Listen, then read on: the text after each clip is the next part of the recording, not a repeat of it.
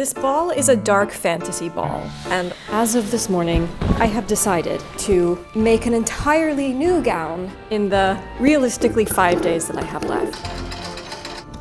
Was this a colossally bad idea? I don't know, we'll see.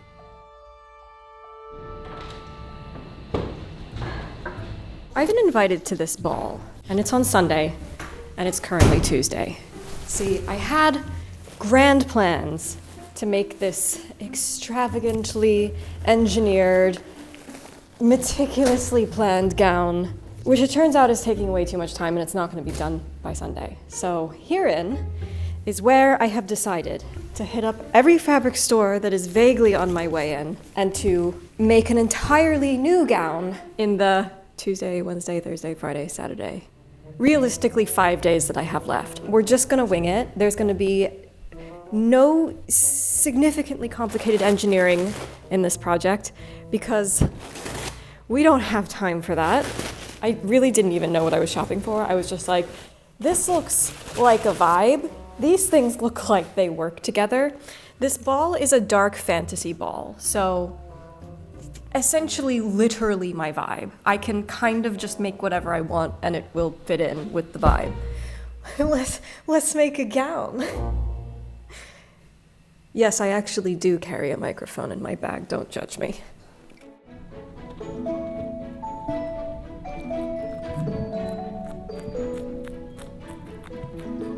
Okay, we've got a number of different fabrics here. I currently have very little idea how they're all going to go together, but based on the quantities that I was able to get, I mean, there are certain things that like this, for example, was absolutely stunning, and I'm not sure that I'll use that on this project. It was so expensive though, I could only really get 1 meter of this. Things like that, this and this, which were on the more expensive side. So I couldn't get like a ton of this, but maybe these will be some good accent options. I found 2 brocades that I really liked and that were not super expensive. And so, well, I tried to get a lot of this, but they didn't have a lot of this. So this, again, I only have like less than 1 meter of that probably. So that's accent fabric.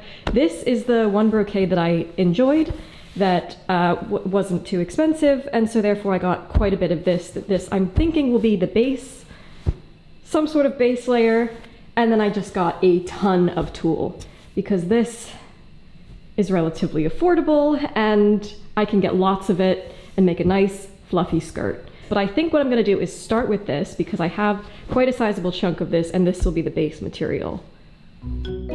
But first, I would like to invite you to enjoy some scenes of the local wildlife as I tell you about the sponsor for this video, June's Journey, my favorite hidden objects mystery game that I just love turning to whenever I need a calming distraction from the stresses of deadlines. The game is completely free to download and offers wonderfully diverting entertainment, being both a puzzle where you get to search hundreds of beautifully designed and colorful scenes for a set of hidden objects, as well as a riveting mystery storyline. The story starts off as the main character, June, embarks on a mission to find out who killed her sister. But the story takes all sorts of twists and turns with a whole cast of characters as you play through the chapters.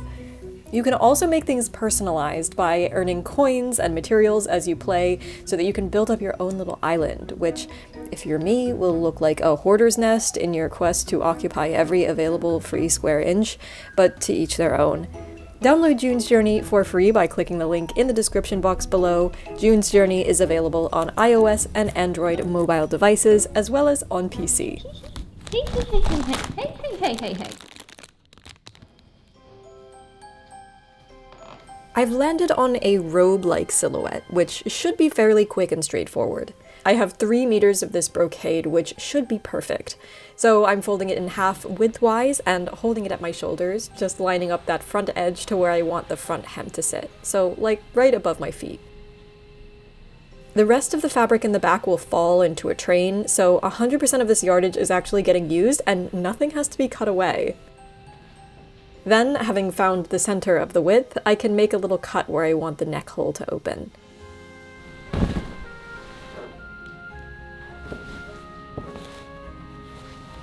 I'm cutting a circa 5-inch slit here, but this can vary depending on how wide I want the neck to be.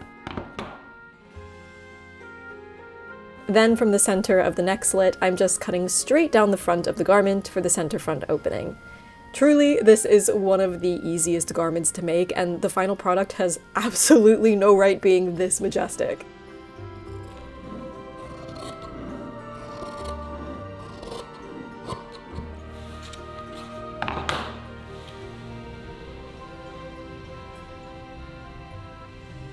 Actually, I lied. There is going to be one tiny little scrap because I just have to curve the back of the neck slightly to get the back to sit nice and smoothly.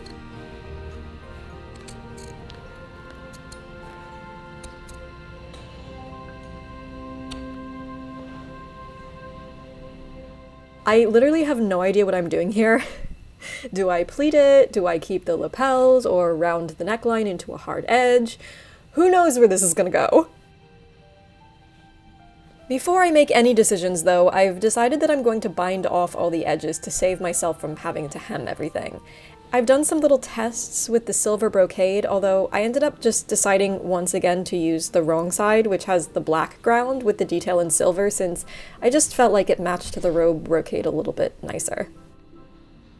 Once again, I have no clue what I'm doing, so I'm just taking bits of fabric and putting them places just to see what I like. I think I'm leaning more towards keeping the lapels and making a little underdress to fill in the gap, and using the purple brocade as an exciting little break from all the grays and blacks. But I'm going to start with the decision I feel most confident in, the binding.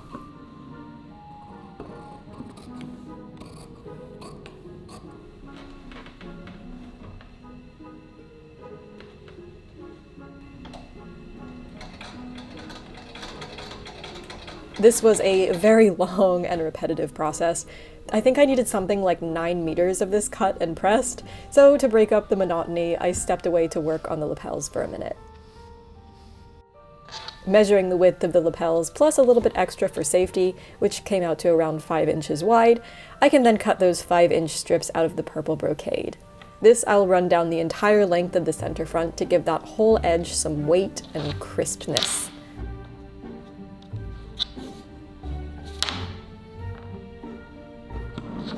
Once again, this fabric is interchangeable from one side to the next, so I decided to use the side with the black ground and the purple motifs.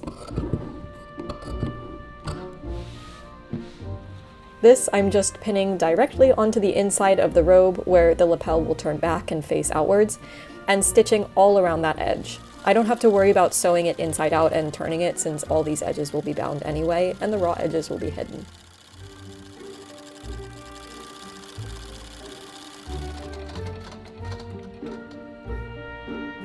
Anyway, back to binding.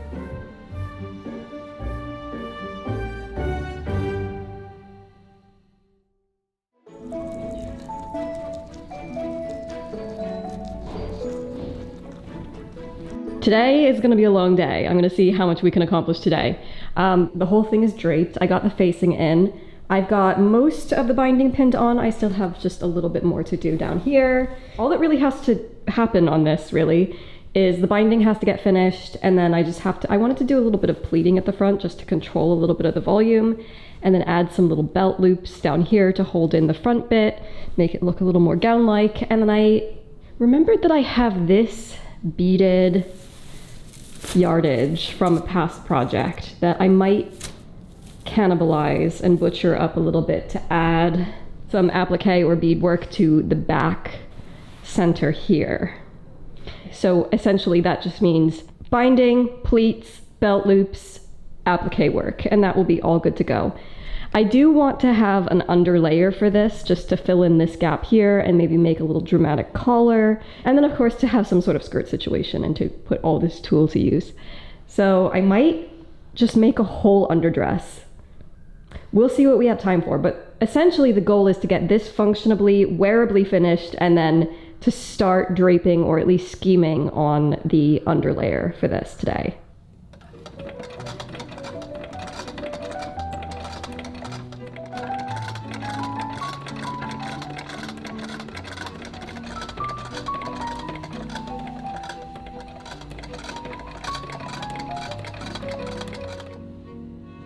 With all the binding happily stitched on, I'm just marking up where I want some front pleats to go, as well as marking some little holes where I'm going to pass a belt through.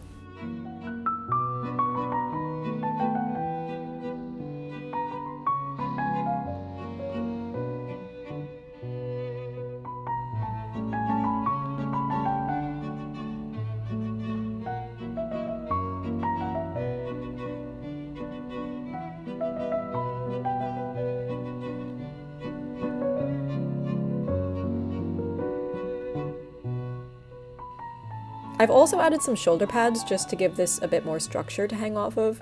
These are just tacked into place, no coverings or linings or anything since we don't have time for that.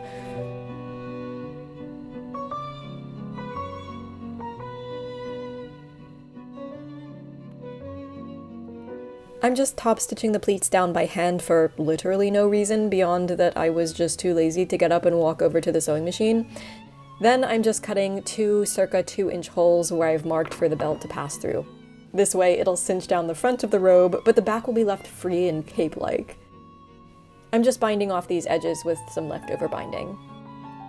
I did not have time to get to the appliqué work tonight, but the rest of the hemming and the facing edges got finished into the wee hours, and the robe is now officially wearable.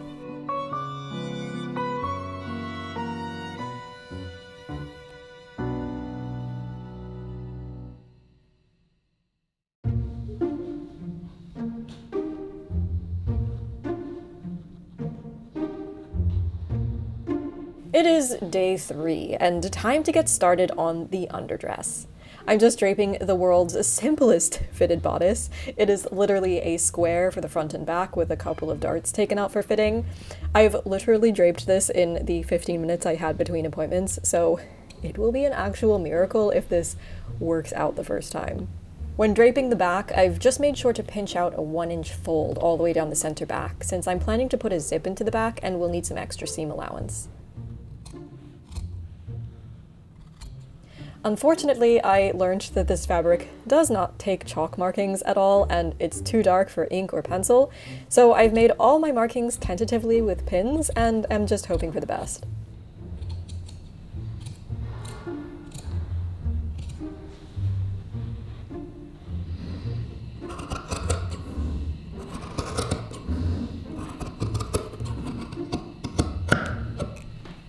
I got tired of brain work by this point, so went off to just cut out the appliqué pieces. I ended up finding a nice motif for the center back, and also 2 really nice designs to go down either side of the front shoulders. I'm then cutting away as much of the surrounding net as I can. Ideally, I would cut away all of the visible net so the piece looks embroidered directly onto the fabric, but alas, I do have to conserve time to some degree, so I'm just leaving the internal net bits, much to my mild displeasure.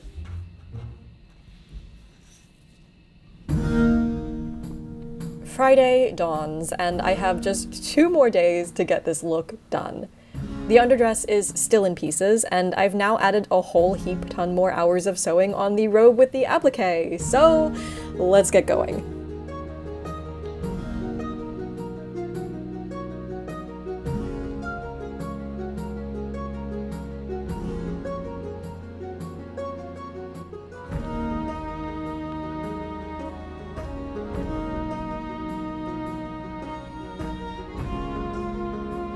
Starting with putting together the bodice.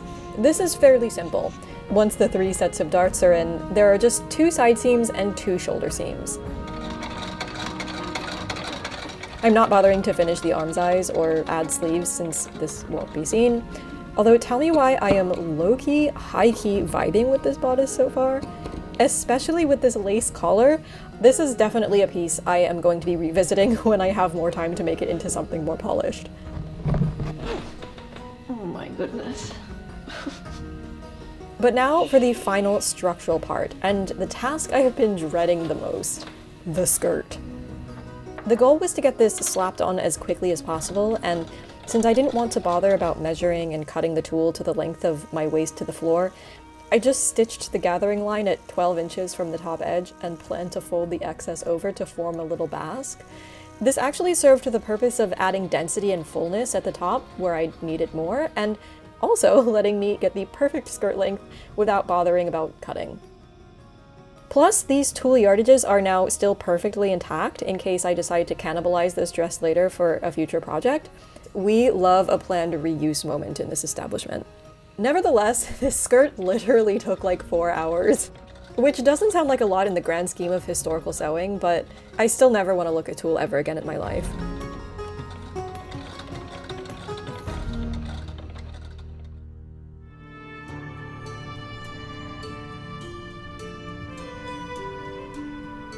So finally, on Saturday, it is time to speedrun all the last finishing tasks. I'm actually really pleased with how little waste this whole look generated. With the exception of the neck and arm's eye curves and the net scraps from the applique, pretty much all the rest of the material I bought was either used for this project or is perfectly whole yardage that is usable for future projects. The few scraps I did generate, I'll just cut up into shreds and use for pillow stuffing.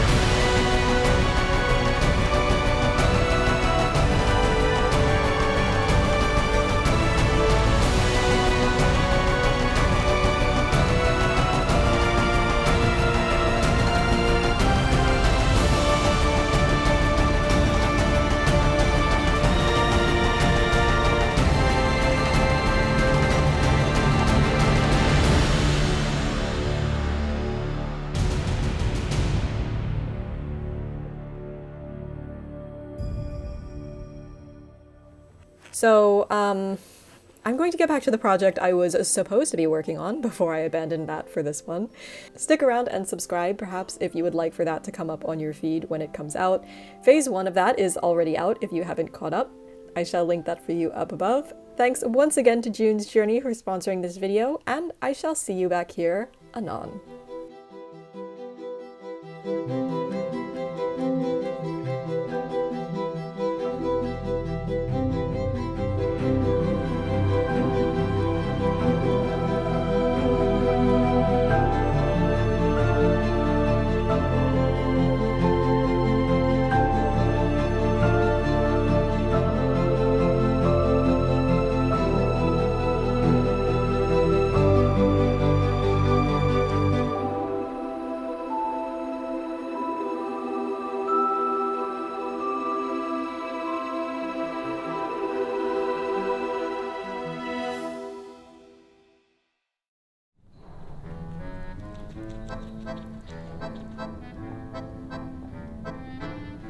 Oh, Lyra, no.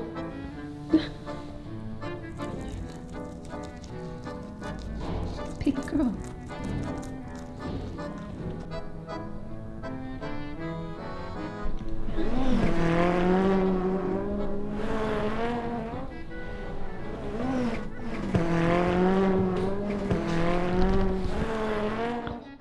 Uh-oh, someone's doing the butt dance.